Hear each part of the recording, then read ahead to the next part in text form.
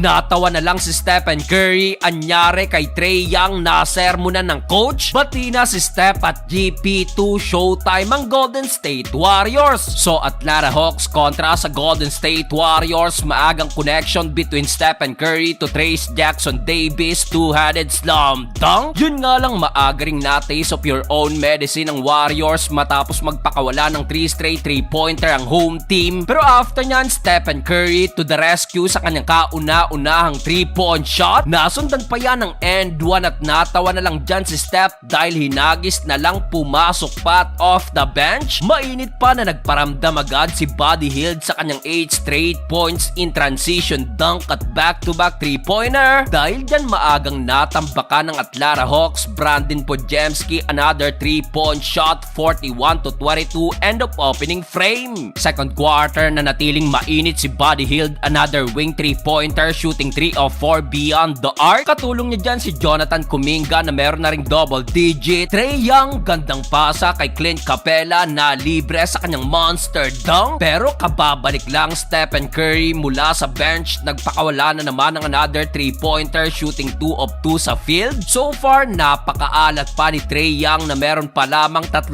puntos shooting 1 of 5 sa field na nag-airball pa sa tres na to. Napakamot na lang dyan si Ice Trae dahil nasermonan pa siya ng kanilang head coach. Under 2-minute mark, halos magwala ang buong bench ng Atlanta Hawks nang hindi tawagan ng goaltending ang Warriors sa play na to. Masakit pa niyan kumanapa ng 10-0 nating run ang visiting team sa panguna ni Andrew Wiggins, kaya't dito hindi pa tapos ang second half, tila nag-uuwian na mga fans. Abay tambak malalaban naman ang home team 42-67. Start of the third quarter na natiling in control ang Warriors, Draymond Green to Trayce Jackson Davis, alley-oop dunk. Nasundan pa yan ang in-transition dunk ni Wiggins at dito tuluyang namagana ang tambak sa 30+ points. Pero after nyan, finally pumasok na rin itong unang tres ni Trae Young. GP2 at Stephen Curry mukhang okay na matapos ang miscommunication last game. Heto at back-to-back assist ni Steph converted sa back-to-back dunk ni GP2. Yun nga lang at matapos yan, mainit na nakabawi ng run ng Atlanta Hawks at yung 30-point lead ng Warriors natunaw na lang sa 15 points, 90-75. Fourth and final quarter, kagagaling lang halos ng nose injury ni Podziemski. Heto't napuruhan na naman for the second time. Pero still, kontrolado pa rin naman ng Warriors ang laban. Kyle Anderson to Wiggins, alley-oop dunk. Anyari sa mga shooter ng Hawks, kung kanina airball kay Trae Young, ngayon naman baldog ang tikada ni Bogdanovic. Dito na pa-take over pa si Stephen Curry at Andrew Wiggins na nagtala ng combined 50 points. Kaya naman dahil dyan sa huli, panalo ang Warriors at mananatiling best in West ang kanilang record with 11-3.